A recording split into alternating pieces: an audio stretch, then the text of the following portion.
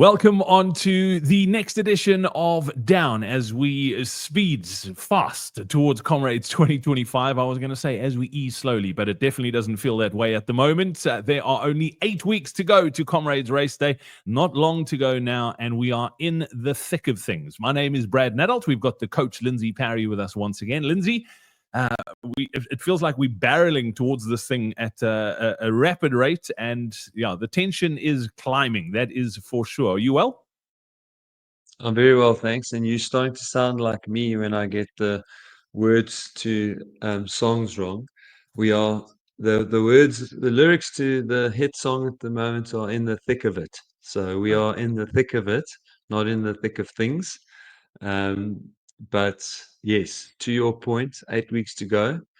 Um, if you think you had a lot of time left, there really is none. I mean, we've really got now 4, possibly 5 weeks of really good training ahead of us.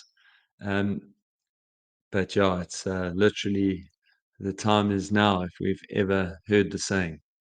Yeah, Lindsay, it's weird. Like I don't ever remember this, and it's been a while since I ran my last Comrades, but I don't think I've ever had this sort of feeling where I don't feel like I don't know if I'm the only one feeling. I don't feel like I'm training properly because I'm either sort of tapering for an ultra marathon or recovering after an ultra marathon. That's what it feels like I'm at the moment, and it's making me a little bit nervous. But I mean, things are going according to plan, so I don't know if I'm supposed to be feeling like this, and maybe I just didn't train properly for the first ones that I did. I don't know. Is that normal?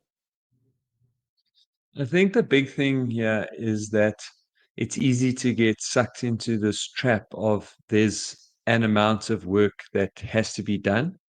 Um, But if we do not pay attention to how we are feeling and we don't allow our bodies time to process what we're putting them through, you either won't get the full adaptation, so you don't get the full benefit of the training. You certainly don't recover from the training, so you end up being quite tired on race day, or we get sick and injured. Okay, so those are the things that we're trying to balance off, and you'd much rather be feeling a little bit like you're tapering in and a little bit like you're recovering out of these long runs than actually dealing with an injury that forces you to miss weeks instead of days of training by just allowing yourself to recover properly. Yeah, and we wanted to touch on that because it is something we talk about often, and we've both got kids, and often when you tell your kids to do things over and over, they just sort of switch off and don't listen. And the danger here with Comrades runners is the same thing because we're telling them the same thing almost week after week, particularly around injury and illness. But now is super important because we are doing big mileage. Our bodies are feeling slightly run down in this sort of training block. Talk to us a little bit about injury and recovery and illness and the importance of making sure that you bounce back. Yeah, look, we've obviously dug into that in quite a bit of detail on 2 of the pods in the build-up. But I think the important thing to how it pertains to right now is that we've only got 4 or 5 weeks of proper training left, and so we do want to get the best out of them.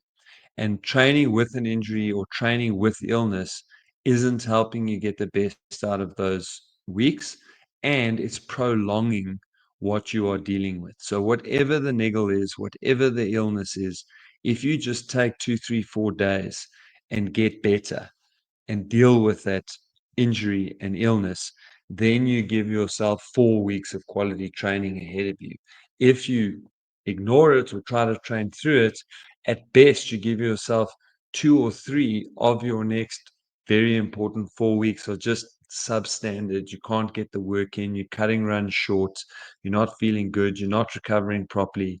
And then you possibly end up in a scenario where you can't do any exercise for 10 days, 2 weeks, 3 weeks, and you put yourself under enormous pressure if you do that. So if you do have an injury, if you have something wrong, get it treated. In the case of an injury or a niggle, go and see a physio, get checked out. It might be that you just can't do hill work or you can't do speed work. Now, in the scheme of Comrades, that's really not fatal at all. So if your physio says to you, listen, this This is an injury that's going to respond poorly to high intensity, but you can run easy. Then use a stationary cycle to do a little bit of intensity work, but run nice and easy and keep your volumes where you need them to be for the medal that you're training at. But don't make those decisions on your own. I think that's the most important thing, is make those decisions with a really good physiotherapist that's got a lot of, or sports doctor, someone who's got a lot of experience with what they're looking at. For everything else, just take 2-3 days and get them sorted so that you can carry on. Yeah, Lindsey, it's interesting you talk about not making decisions on your own. We're going to be talking a little bit about the two runs that are coming up this weekend in a Mo, but it's so important to get help this time in your training, like especially if you're a novice. And it's also difficult to tune out the noise, because I've also just seen it in the last 2 weeks. There is so much noise around Comrades, and it seems like everyone's an expert and everyone's dishing out advice. But the importance of finding someone that knows what they're doing and you can trust, and just listen to that person. So I know we say it all the time, is that's what you need to do. And if the guys and girls who are on our training platform, this is the time to tune out everybody who's in your running club and are telling you to run crazy mileage, and get into the forum and ask the questions you need to ask from our coaches. If you're not on our training app, it's not too late. I think that is probably also the second thing I want to say. It's 8 weeks to go to Comrades. Like literally, you are spending hours and hours and hours. You've invested thousands and thousands to this point. Don't mess it up now. Like if you are in doubt, just jump on the Coach Parry website. Come and get the help that you need in the final run into Comrades. It is so important. Lindsey, this time we always joke that, Comrades runners, we've been doing this podcast since late last year and talking Comrades the whole time. And we've been saying to people like, listen, peak Comrades training is only the last like run in. And we are in that peak Comrades training now. And you were saying back then, it's like you don't have to neglect everything in your life. Like you need some balance. But the truth of the matter is, this is super important. So all of us have busy lives. We've got families. Some of us have got kids, busy jobs, that sort of thing. How do we balance busy life and making sure that we are in tip-top shape when it comes to our Comrades training? Yes, I thought you were going to make a poem there. I thought you were going to go with busy life, happy wife.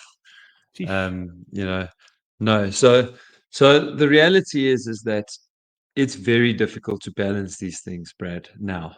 And that's partly why I think people get tired of me telling them Comrades training isn't now, Comrades training isn't now, and then suddenly, boom, we get there. But that is why, is because I think everybody can um, organize their lives to a degree where in this particular period people will be more understanding, because it's so tough to balance now. And I think if you truly try to hit a perfect balance, that's when your risk of getting sick just really starts to climb, because you're not going to be getting enough sleep. You're going to be having a lot of external stresses. And so I think this time now is really about communication. It's really about organizing your life so that you know that for the next 5 weeks, Comrades is actually going to be the thing that takes over your life. And it is going to be, it's just how it is that as we get into those last 3 weeks of Comrades, everyone around you and yourself included will be a bit Comrades jaded and will be like, when's this gonna end? Those are all normal processes. I think the important thing is to focus on the fact that this is not going to carry on for a long time. We're halfway through April now. And so we're really just looking to get to halfway through May. If we can get into bed nice and early for the next 4 weeks, if you can make sure that you eat as well as you can for the next 4 weeks, if you make sure that after all your training sessions, you are getting in good nutrition after every session, especially your long runs and any high intensity sessions that you are doing, if you can really get into the gym and get your strength training done, and then the rest of the things will start to creak and wobble a little bit. The kids will feel a little bit like you aren't paying them enough attention. Um, Things around the house might slide a little bit. Colleagues at work might have to pick up a little bit for you. But it's really, if you've done everything properly up until this point, and you've really only expecting people around you to make some smallish adjustments over a 6 to 8 week period, of which this is now going to the last 4 to 5 weeks of that, then you're going to come out the other side just fine, have a good race. But yeah, I mean, it's hard to keep balance, and I think I can't remember exactly how she worded it, but I had a couple of athletes trying to train for the Olympics, as well as do their, get their qualifications and study for exams. And the psychologists said, listen, balance doesn't exist. What we have to accept to be in balance is that there are certain things that need to take priorities as we go along. And I think the danger is trying to be in too much balance and not recognizing that Comrades is going to be a big chunk of your life, and you're going to spend a lot of time thinking about it. Even if you try not to think about it, you are going to, because it's a big task. It's 90 kilometers, it's over ridiculous terrain. You've gotten to this point where you are actually quite fit already, but now we want to ice this cake. We've got to get the last bit of training done. And so you just have to prioritize your running a little bit. Yeah, Lindsey, I mean, I often think about seasons in your life. Like you have seasons. There's times where you are into something, and then there's times where you're not into something. And I think that's probably the way we need to, in my opinion, approach Comrades. And I often think of guys like Louis Massain as an example, who's going for number 50 this year. I just can't wrap my head around having my entire life revolve around a race like Comrades. It's great that Louis done it. Don't get me wrong. I'm not knocking it, but I just, from a mental capacity, I think sometimes you do need to switch off. And this is the time where it's really, really hard because it is so close. What are some of the strategies that we can do? What are some things that we can do to, I mean, obviously this is a huge physical challenge and you need to be mentally in the right place come Comrades race day. Because the last thing you want to do is get to 60, 70 Ks and just be absolutely you're going to be physically tired, but you don't want to be mentally exhausted by the time you get to 60 or 70 Ks, because that's when it kicks in. What can we do to keep ourselves fresh mentally at this time? So, Brad, you hit the nail on the head in the intro, to be honest, and that is that we want to train a lot now, but we don't want to go crazy. Okay, that's how do you stay mentally fresh? Well, you don't push yourself over the edge. And what was encouraging for me at the expo this year was that, honestly, for the first time ever in and around the two oceans, I had two athletes come and talk to me about what their coaches are having them do because they were worried they were doing too little. And I looked at their plans and I was like, no, you guys are with good coaches. You need to stick with these, whoever they are. Didn't get names or any other details. And that was very encouraging to me because, honestly, like, I 10 out of 10 times when I'm talking to people, I'm just horrified at how much they are doing. You've got finisher and sub 11 people training as if they are going for a silver medal. And this kind of thought that you can guarantee your finish by just making sure that you do X, Y, and Z. It's like such old school mentality, and it leaves you physically and mentally exhausted. And I think that's the point that you're trying to make, Brad, is that whether I've run 10 and a half hours for Comrades or whether I've run 7 hours for Comrades, 7-11 for Comrades, I have needed to dig deep every single Comrades somewhere in the late 60s to mid 70s. I've kind of had to go like, right, I've got to get this done. The sooner I get this done, and when you get to that point in time, if you started tired, you started mentally tired, and you get to that point and suddenly uh, your sub 11 is in doubt, or your 12 hour is in doubt, if you don't have the mental resources to push, then you are going to have a problem. And Comrades is about being physically prepared, but being physically prepared for Comrades isn't or doesn't require much more than being physically prepared for a marathon. it does require a bit more in the mental side. So we do have to balance this equation of I have to do enough long runs or big runs to kind of give myself the belief that I'm going to run 90 Ks. But if we do too many of those, or we do them in a silly way, all that happens is that breaks us down mentally. It makes us mentally tired because we have to dig too deep on our training days, and that leaves us mentally spent. So now is about training sensibly, and it is a lot of training. Training sensibly for comrades is a lot of training. So training and following the wrong advice and doing a marathon every week or every second week from now in your peak training, no, that is not the right answer. The right answer is to be consistent now. Okay, we want to be consistent. We want to be doing our long run, but honestly, we want to do one more run that goes in excess of 36 Ks between now and Comrades for most of the field.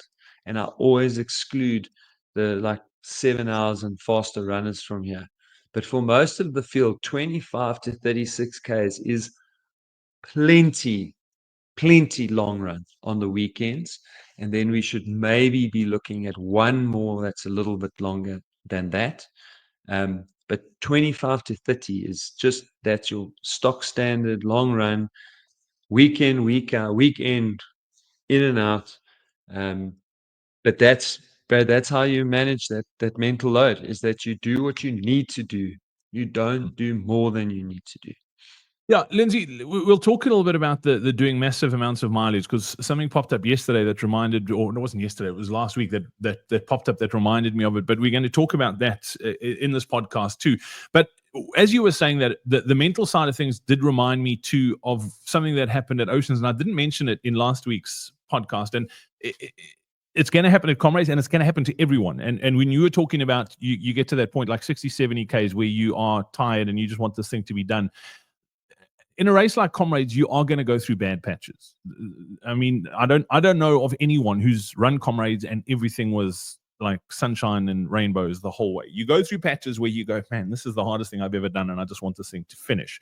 And that happened to me at Two Oceans, and it was just so refreshing because I knew, like I said to myself, I'm going through a bad patch, but this too shall pass. Like I'm going to feel great, and that was around the 22K mark where I felt that way. Maybe a little bit further, maybe 23, 24. Got to halfway, feeling great and cruised up chappies. So it's easy to get in that dark place in a run like Oceans or Comrades. But you've just got to know that it does turn. And if you are struggling mentally going into that thing where you're exhausted, when you hit those patches, it is so hard to get out of them if you are feeling that way.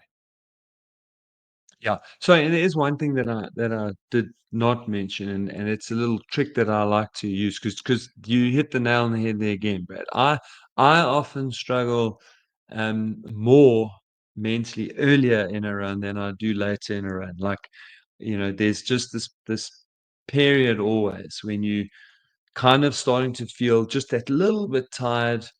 On the Comrades down run, it probably is around the sort of 16, 17, 18K mark when you've been running uphill for quite a long time and you're feeling just that little bit tired and you go like, oh my goodness, I'm feeling tired now and I've still got like the best part of 75Ks left. Like how am I going to do this? And so one of the things that I do like to do and that I've always done when I've been preparing for Comrades is that I always have these weekends or two where you can just blow off a little bit of steam, whether that's when you're in wedding season or 40th season, or now we're going into our friends' daughters, etc., 18th and 21st, whatever these kind of little things that are happening, is that I like to have 2 to 3 of these from January to race day, and maybe one of those kind of now, just weekends where it's not about running. I think that's to simplify it. It's a weekend where it's not about you. It's not about running. It just gives you a weekend to talk about stuff that's not running, that's get an interest in other people, to blow off a little bit of steam, to have a little bit of fun. And I find like those almost a mental little recovery week at the right time is almost the exact thing you need to stop this like chronic fatigue. Because when you start to get tired, it also starts to corrode your confidence when you start to get mentally tired. And so just having these little mental sabbaticals every, maybe 6 to 8 weeks through this period is a very good way to stay fresh mentally. Yeah, it's also good to have friends that aren't in your running club. I think that's also a good one because, like, find Oh, people who yeah. don't know anything about Comrades or running. Because whether you run a park run or Comrades to somebody who doesn't run, they don't care. And we always Yeah. joke about Comrades runners, like, how do you know someone's running Comrades? Well, they'll tell you. So try and find friends that sort of aren't related to running because that does help as well. Lindsey, let's talk a little bit about long ones. You mentioned like one more long one before Comrades now. Me personally, I'm running the False Bay 50 on the 4th of May. That's the plan. But I know this coming weekend is the Easter 100. If folks are listening up in Gauteng, a lot of people are doing that. And I know Witzer is down in Cape Town, Witzer van der Westhuizen, who's run multiple, I think he's run 30 odd Comrades. He is planning another one of those 3-in-1 things, those 42, 21, and 10s on one day. So 73Ks one go. Let's talk Easter 100 first because it's obviously different to like 73 on one day. What are your thoughts of the Easter 100 folks running it this weekend? If you're over 50 and want to recover from sessions faster, run pain and injury free, and improve your endurance, then be sure to join Lindsey and I for our upcoming Faster Beyond 50 Masterclass. In it, we'll show you how we helped a 70-year-old run a 47-minute, 18-second 10K and how you can take those exact same principles and apply them in your training. Simply scan the QR code that's on screen right now or click on the link in the description below to save your seat in the training now. We look forward to seeing you there. Yeah, so look, I've done the Easter 100 a good few times, but I've never done all 3 days. Okay, so there's your clue. I have run some, as you heard just now, I've run some very fast Comrades and some okay Comrades, and I've certainly never run 100 Ks in one weekend. I often look at these things, Brad, and I don't even know how people physically get through them. I've been running since I was 5 years old. I've done some crazy cat things. I've done, I've raced 7 days through the desert. I've done relays that we've Yeah. done one of Run them from run together. from Cape Done Town to run, Joburg. Yeah. run, run from Cape Town to Jobbing relays. I've done some wild things, but the Easter 100 has just never been something that I felt like my body could even remotely cope with.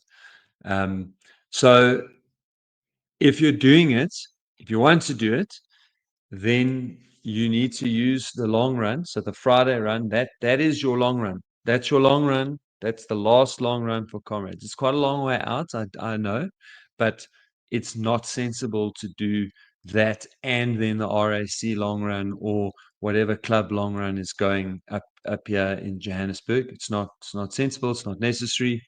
And typically, if I've done the 48 on the Friday, then I have done the short one on the Sunday. And then if I haven't done the 48 on the Friday, I have done the Saturday 30, whatever it is, and then the 20 odd on the Sunday. So that's kind of how I like to skin it. The Comrades in 3 days, which is slightly different because that's kind of 30Ks, 30Ks, 30Ks. It's also a lot, but I still just feel like that, just losing that 15 to 20Ks off the 100K makes it more doable. But again, if I'm from Durban, I know the route already. I would probably do day 1 and 2, or day 1 and 3, or day 2 and 3. I probably wouldn't do all 3 days if I lived in Durban. If I'm coming from Gauteng, again, I would make that my long run and I'd get a real good feel for the course. And then I probably would do all 3 days because that's kind of just goes into that balancing the physical with the mental. But that would be my Comrades long run. But yeah, so I think you can make good use of the Easter 100. It's it's long runs with water tables, etc. But just always be sensible, make the right decisions. Rather do a little bit less or a little bit too little than doing a little bit too more. The little bit too more costs you your race. The little bit too little might cost you a few minutes on race day.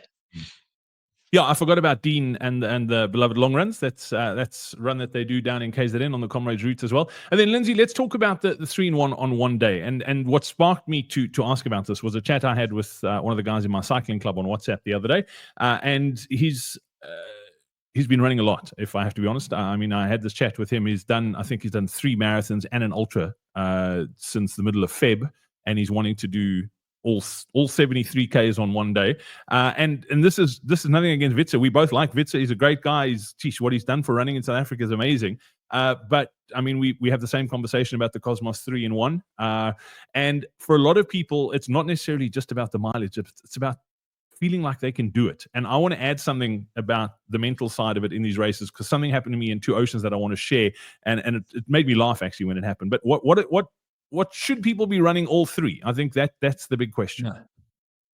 Look, I mean, there's there's nothing else to say but no.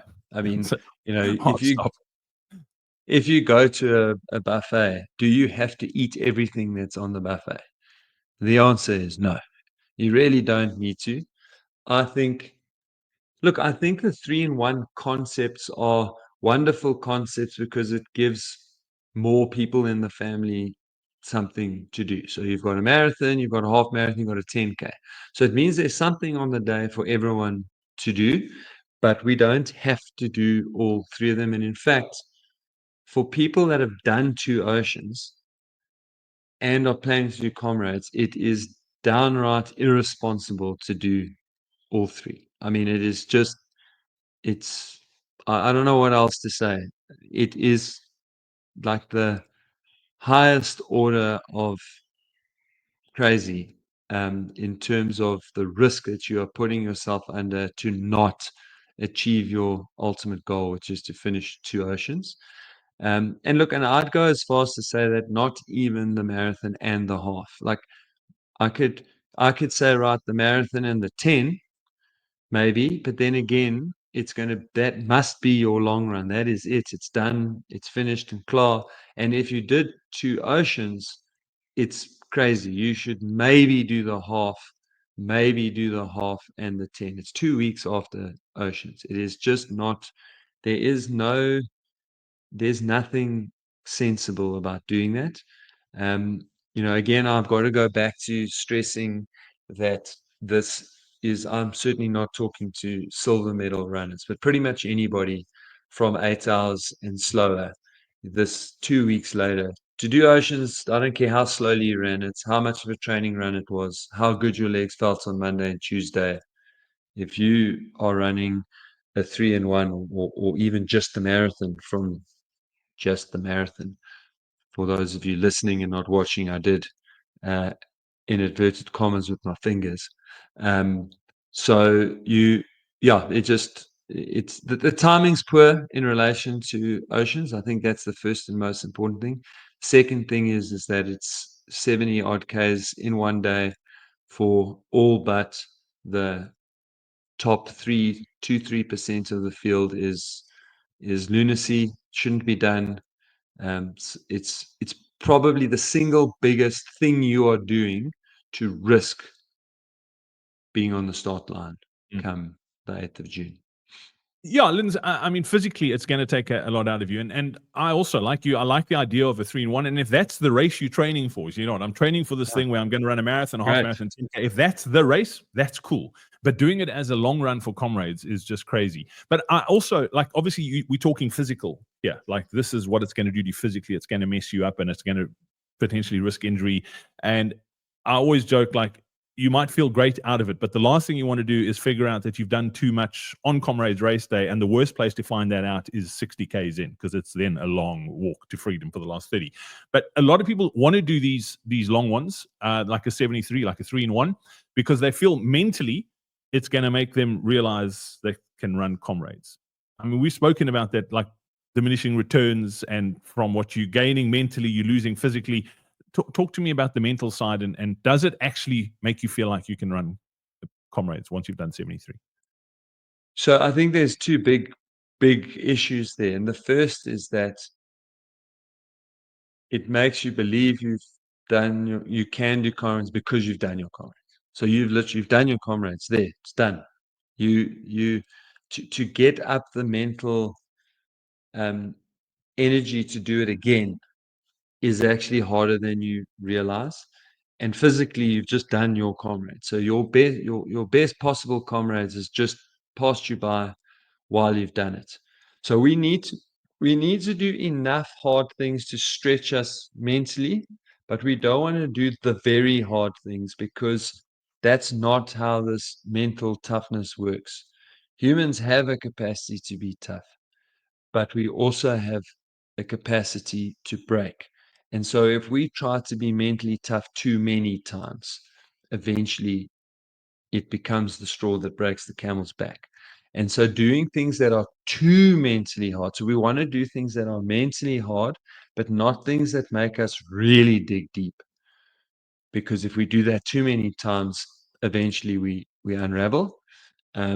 So yeah, on both counts there, I feel like it might bring you the confidence, but the reality is that you've done it. So now it's finished. Klar, your best one is gone. Mm.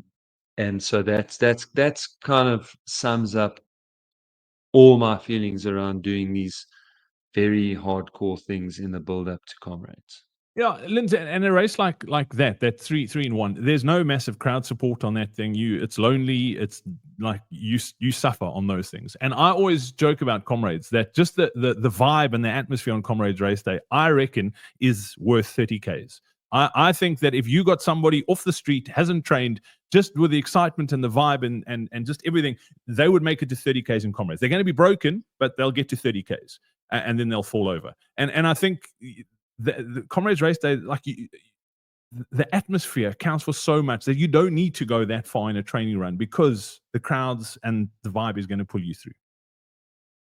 100%. I think most people, if they don't have an underlying condition, cardiovascular issue, most people would get well past halfway, Brad. Yeah, I think, yeah. I mean, you can run and walk so much of it, and there is just so much amazing support that it'll be hard for you to stop until rigor mortis sets in, and that always makes me think of that guy from Nedbank that was sent up the road. Um, in fact, was it the Just two last down run oceans. or two down runs It ago? was two oceans where And the guy did it, and he and crashed in. Yeah. and Nick Bester had to pick the oak up, and it looked like he was carrying a cardboard cutout. The oak was so rigid when you carried him and put him into the minivan. But yeah, so I think you spot on. The crowd support's just so crazy that someone that does very little and has no underlying issues would get well past halfway. Yeah, and Lindsey, the last thing I wanted to add on the mental side of it is this happened at Two Oceans, and it always happens, and I don't know why. It's just weird, and you can attest to this as well. That when you first start running and you run a half marathon, you get to like the 13, 14K mark, and you go, "Gee, this is hard. I can't do this." And then you come right the last 2Ks and you finish. And this exact thing happened to me at the Peninsula Marathon. Same thing happened to me at Cape Town Marathon, the build up to this Comrades. In a marathon, you get to like 30, 32Ks, and it's like, man, this is tough. I'm suffering here. And then just before 40, like 39Ks, you come right and then you finish. Two Oceans, I got to the marathon mark before that happened. And it's just, I find the longer you go, that point in the race comes later. And in Comrades, it comes at around 55, 60 for me. And some people come slightly earlier, some people come slightly later. And you just got to push through that, and then you come right and you carry on.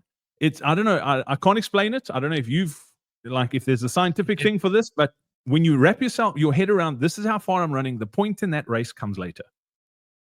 Yeah, and look, it happens in a 5K. When you're going all out in a 5K, you get to 3.5Ks and think, geez, like I don't think I can do this. And Yeah. then 600 meters later, you're like, oh, I'm in the last K. Let's go. So no, you spot on. generally plus minus 2/3 of the way through the race, you will start to feel that fatigue, and it starts to build up quite rapidly. So totally normal physiological and psychological phenomenon. And that's, again, just to reiterate why we want to be mentally tough and mentally fresh on Comrades race day, because unfortunately, the longer these races get, the further you are from the finish at 2/3. And so you do need to keep yourself going for a fair amount of time before you get to Comrades. It's when you get to 9Ks to go, you're like, oh, I'm finished. I've only got 9Ks left. Well, Lindsey, it's been awesome once again. All I want to say is, as we go into this coming weekend, don't do anything stupid, okay? That's all we're saying. We've said our say. The ball's in your court now, and we look forward to hearing how your weekend long runs go.